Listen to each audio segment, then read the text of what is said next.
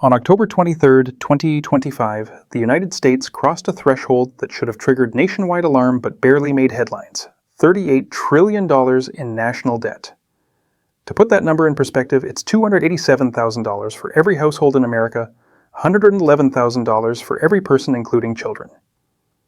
The debt grew from $34 trillion in January 2024 to $38 trillion by October 2025, adding $4 trillion in less than 2 years.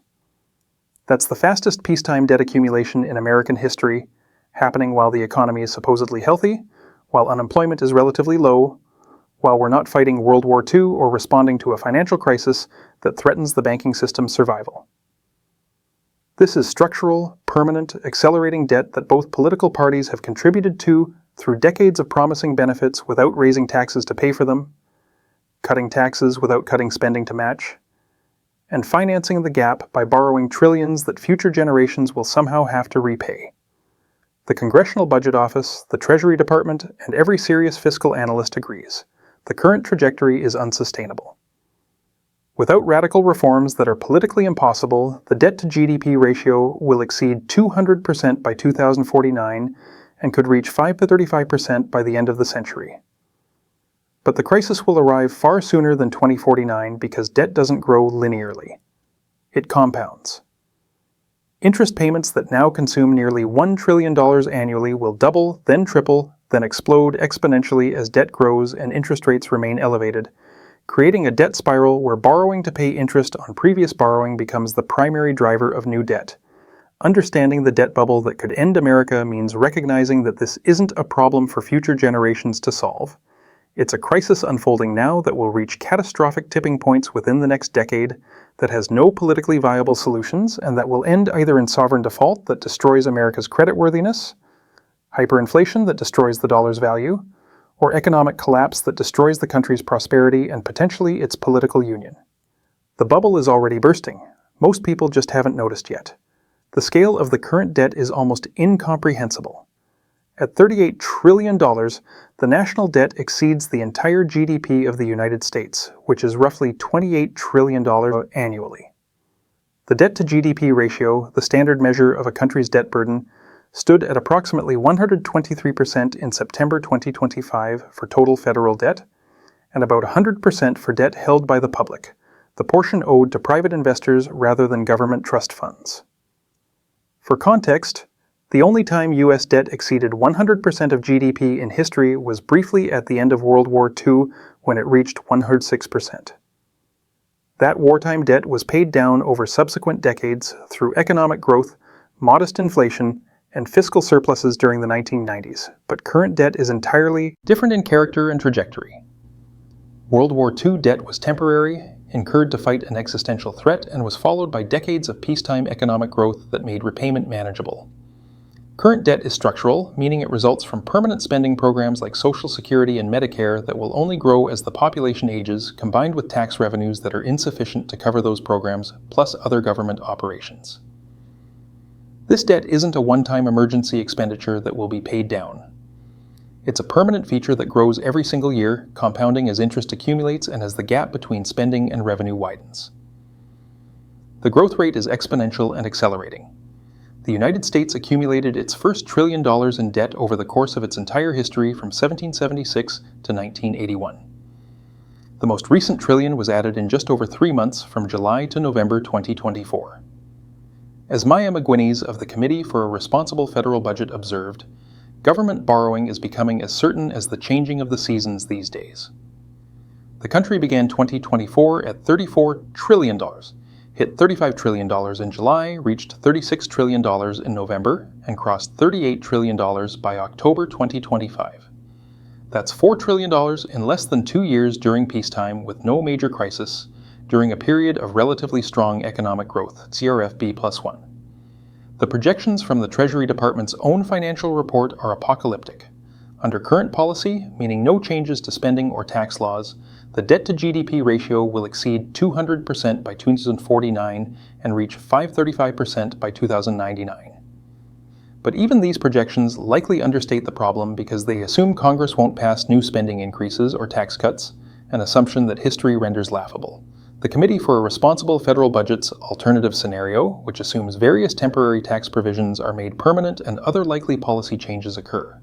Project's debt could reach 134% of GDP by 2035, just 10 years away. Think about what 535% debt-to-GDP ratio means. For every dollar of economic output, the government would owe $5.35 in debt. Interest payments alone would consume multiple times the entire federal budget. It's mathematically impossible. The crisis will arrive long before 2099, probably long before 2049, because markets will lose confidence in U.S. creditworthiness and demand higher interest rates to compensate for default risk, which will make the debt spiral accelerate even faster until it collapses. The interest payment death spiral is already beginning and is the mechanism that will trigger the crisis. In fiscal year 2024, the United States spent approximately $950 billion on interest payments on the national debt. That's more than the country spends on defense, more than on Medicare, more than on any single budget item except Social Security. And critically, these payments are mandatory, not subject to annual appropriations. Government must pay interest or default, unlike discretionary spending that Congress can cut. Interest costs are projected to reach $1 trillion in 2025 and could explode higher depending on two variables: the level of interest rates and the amount of new borrowing. The Committee for a Responsible Federal Budget calculated that if 10-year Treasury yields remain around 4 or 5% where they were trading in May 2025, interest payments would be $1.8 trillion above baseline through 2034 compared to Congressional Budget Office projections that assumed lower rates. And if Congress passes new spending or tax cuts adding $3.3 trillion to the debt, as the House Budget Committee proposed in reconciliation legislation, interest payments would increase by an additional $680 to $890 billion above that elevated baseline. Combining these scenarios, higher rates plus increased borrowing for new policies, total interest payments from 2025 through 2034 could reach $15.7 trillion, nearly double the baseline projection. This would mean interest costs exceeding $2 trillion annually by the end of the decade, consuming roughly a third of all federal revenue and requiring massive new borrowing just to pay interest on existing debt. This is the debt spiral: borrowing to pay interest on previous borrowing, which increases the debt, which increases interest payments, which requires more borrowing in an accelerating feedback loop that can only end in default or hyperinflation. The mechanism is mathematically simple but devastating. Start with $38 trillion in debt. Assume an average interest rate of 4% across all maturities. That's $152 trillion in annual interest payments. But the government is running deficits of $1.5 to $2 trillion annually beyond interest payments, meaning total borrowing needs exceed $3 trillion annually. So next year's debt is $41 trillion. At 4% interest, that's $1.64 trillion in interest payments, plus another $2 trillion in primary deficit, requiring $364 trillion in new borrowing. The following year, debt is $44.6 trillion, with interest of $1.78 trillion, requiring total borrowing of $3.8 trillion. Each year the debt grows faster, the interest compounds higher, and the amount that must be borrowed increases exponentially. This arithmetic only works as long as private investors, domestic and foreign, are willing to buy trillions in new Treasury securities every year. The United States must not only borrow to cover deficits, but must also refinance maturing debt, which exceeds $7 trillion annually. If demand for Treasury securities weakens, if investors lose confidence in U.S. creditworthiness, if foreign central banks diversify away from dollar reserves, the interest rate demanded will increase. And even a small increase in rates has catastrophic effects at these debt levels. A 1 percentage point increase in the average interest rate on $38 trillion in debt means $380 billion in additional annual interest costs. 2 percentage points means $760 billion. These increases compound the spiral, requiring even more borrowing at even higher rates. Moody's Ratings, the last credit rating agency that still gave the United States a perfect AAA rating, downgraded the U.S. in 2024, citing large annual fiscal deficits and growing interest costs. This followed earlier downgrades by Fitch and Standard & Poor's. When all three major rating agencies have downgraded U.S. sovereign debt, it signals that the supposed risk-free asset, Treasury securities, actually carries meaningful default risk. The market is beginning to price that risk into interest rates, which is why Treasury yields have remained elevated even as inflation has moderated from 2022 peaks. The political economy of the debt crisis is what makes it insoluble through normal democratic processes. Solving the debt problem requires some combination of three policies: cutting spending, raising taxes, or accepting inflation. Each is politically toxic. Spending cuts sufficient to stabilize the debt would require hundreds of billions annually in reductions to popular programs. Social Security and Medicare, which are politically untouchable, consume nearly $3 trillion of the roughly $6.5 trillion federal budget. Defense spending is another $800 billion.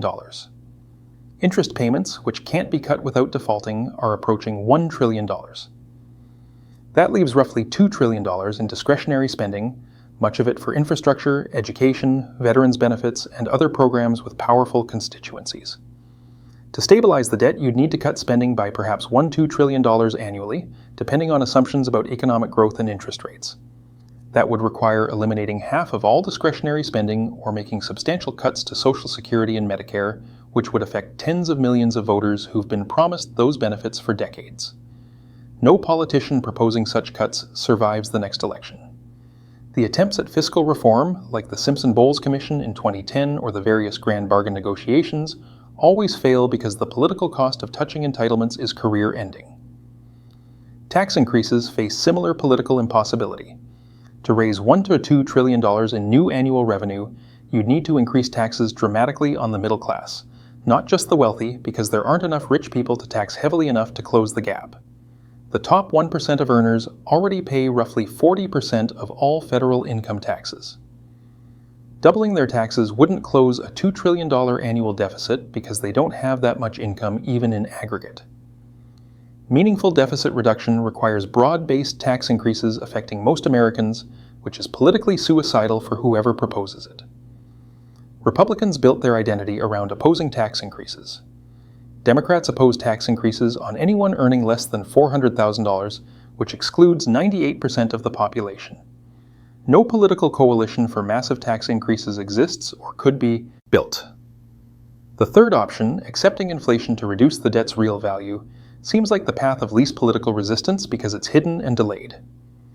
If inflation runs at 4% annually while the debt grows at 3%, the debt-to-GDP ratio stabilizes or declines as nominal GDP grows faster than nominal debt. This was how the US reduced the World War II debt burden, through decades of modest inflation that made the debt smaller relative to a growing economy. But accepting sustained inflation above 4% would destroy savers, retirees, and the middle class, transfer wealth massively to debtors and asset owners, and risk accelerating into uncontrollable inflation if confidence in the dollar breaks. The Federal Reserve supposedly maintains independence from fiscal policy and won't monetize debt just to help the government with its fiscal problems.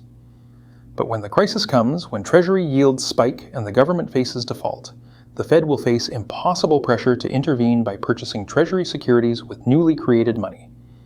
Exactly as it did during the pandemic and the 2008 financial crisis. Once the Fed starts monetizing debt, inflation becomes unavoidable.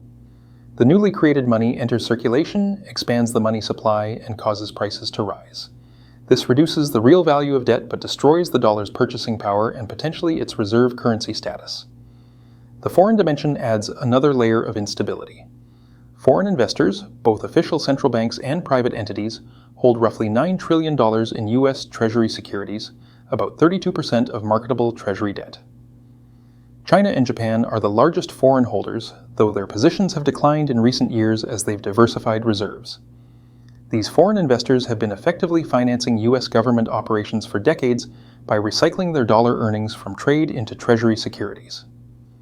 But as de-dollarization accelerates, as discussed in the previous script, foreign demand for Treasury securities could decline substantially.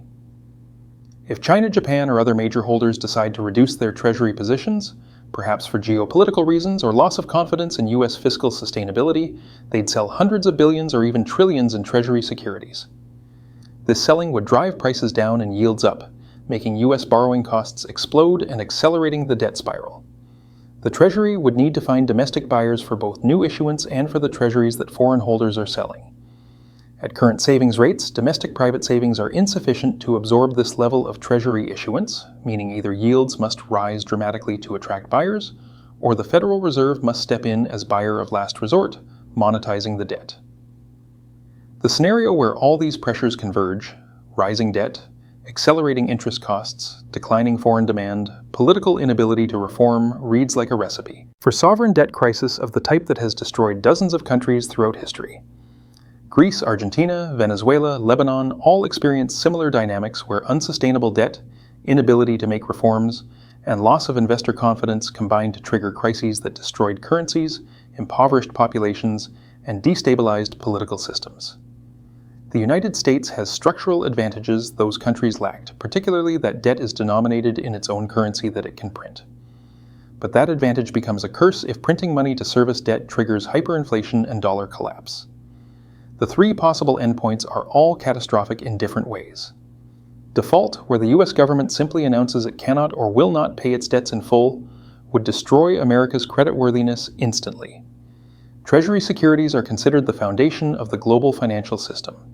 Trillions in assets, from money market funds to pension portfolios to foreign central bank reserves, are held in treasuries because they're supposedly risk-free.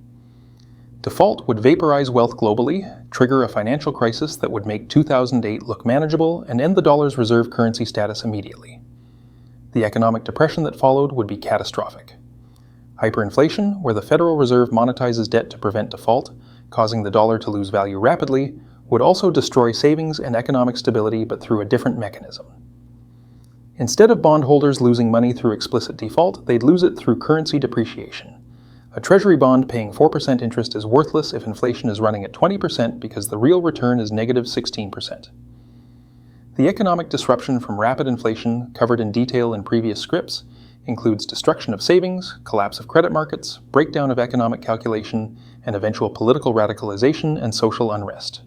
Muddle through, where the government continues borrowing at higher and higher interest rates while implementing inadequate reforms and hoping economic growth eventually reduces the debt burden, is the most likely outcome for the next few years, but eventually leads to one of the other two endpoints. You can muddle through unsustainable fiscal policy for a long time, decades even, as Japan has demonstrated with debt exceeding 250% of GDP. But eventually, confidence breaks, markets refuse to lend at reasonable rates, and the government must choose between default and money printing. The muddle-through period just delays and likely worsens the eventual crisis. The personal implications for Americans depend on which scenario unfolds, but are universally negative. In default, anyone holding Treasury bonds, money market funds, or retirement accounts invested in government securities would see substantial losses. The financial system would freeze as the supposedly risk-free asset becomes risky, credit would disappear as banks face insolvency from Treasury holdings losing value. And the economic depression would destroy jobs, businesses, and home values. In hyperinflation, savers and retirees on fixed incomes are destroyed as purchasing power evaporates. In muddle-through, the slow squeeze of higher taxes, reduced government services, and increasing economic stagnation gradually impoverishes everyone except those wealthy enough to protect themselves through foreign assets and inflation hedges. The preparations individuals can take are limited but important. Minimize holdings of long-term Treasury securities or bonds that would be destroyed in default or inflation. Diversify internationally, holding some wealth in foreign currencies, precious metals, or assets outside the U.S. financial system.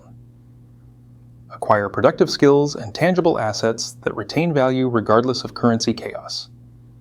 Reduce debt or strategically take on fixed-rate dollar-denominated debt that inflation would erode, and maintain flexibility, avoiding commitments that assume fiscal stability will continue.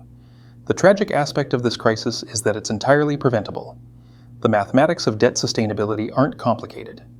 The U.S. needs to either raise taxes substantially, cut spending substantially, or achieve economic growth rates substantially above interest rates consistently for decades. Any of these would stabilize the debt-to-GDP ratio and prevent crisis. But none are politically possible given the current political system. The incentives for politicians are toward short-term thinking, giving benefits to constituents today while pushing costs onto future taxpayers. Each party blames the other while both contribute to the problem through their signature policies, Republicans through tax cuts that explode deficits, Democrats through spending increases that do the same. The historical parallels are ominous. The Roman Empire debased its currency to finance unsustainable spending, ultimately destroying its monetary system and contributing to the empire's collapse. Britain maintained reserve currency status through the 19th century, but lost it within decades of World War II as its fiscal position deteriorated. The Soviet Union collapsed partly due to fiscal unsustainability combined with political dysfunction. The pattern is consistent. Empires and nations that lose fiscal discipline eventually face crises that destroy their power and prosperity. The American political system's dysfunction has reached levels that make meaningful fiscal reform essentially impossible. The country hasn't passed a regular budget through normal order in years, instead operating through continuing resolutions and last-minute omnibus bills. The debt ceiling, which should be a mechanism forcing fiscal discipline, has become a recurring crisis that itself threatens default and damages U.S. creditworthiness. The parties can't even agree on basic facts about the fiscal situation, much less cooperate on solutions. And the demographic trends, aging population requiring more spending on Social Security and Medicare, combined with political trends toward populism and resistance to compromise, suggest dysfunction will worsen rather than improve. The U.S. Treasury's own financial report acknowledges the situation in language that's unusually blunt for a government document. If current policy is left unchanged, the debt-to-GDP ratio is projected to exceed 200% by 2049 and reach 535% by 2099. This is the government itself admitting the fiscal path is unsustainable. Yet no serious action is being taken. The report is published, analysts discuss it briefly, and then everyone goes back to pretending the problem will somehow solve itself or can be dealt with later. The timeline for crisis is uncertain but likely measured in years, not decades. The debt is already at levels that historically have been associated with crises. The interest payment spiral is already accelerating.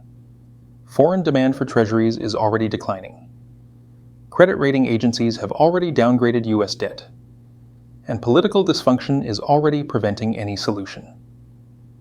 The specific trigger that breaks confidence and precipitates crisis could be a recession that explodes deficits, a geopolitical event that causes foreign holders to dump treasuries, a debt ceiling standoff that actually leads to missed payments, or simply the slow accumulation of data points showing the situation is deteriorating faster than projections. Once confidence breaks, the crisis will develop rapidly. Bond markets can turn in days when sentiment shifts. If Treasury yields spike from 4.5% to 7% or 8%, the interest costs become immediately unsustainable. At 7% interest on $40 trillion in debt, interest payments alone would exceed $2.8 trillion annually, nearly half of all federal revenue.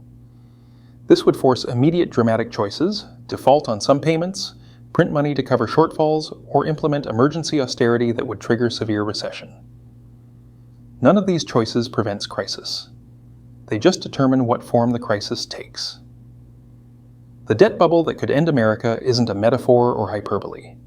It's a mathematical certainty that unsustainable debt eventually leads to crisis, a historical pattern that has repeated across civilizations and centuries, and a present reality accelerating toward catastrophe while political leaders either deny the problem or propose solutions that make it worse. The bubble is already bursting slowly through rising interest payments, declining credit ratings, and increasing market volatility. The full burst, the moment of obvious crisis that forces drastic action, is coming. Whether it arrives next year, or in 5 years, or in a decade, depends on how long markets maintain confidence in U.S. Treasury securities, despite mathematical proof that they cannot be repaid except through default or inflation. Understanding the debt bubble means accepting that the next major crisis facing the United States isn't foreign terrorism or climate change or social division, though all those are real problems. It's fiscal collapse driven by debt that cannot be sustained, cannot be reformed through normal politics, and cannot be wished away through optimistic projections about future growth. The crisis is coming.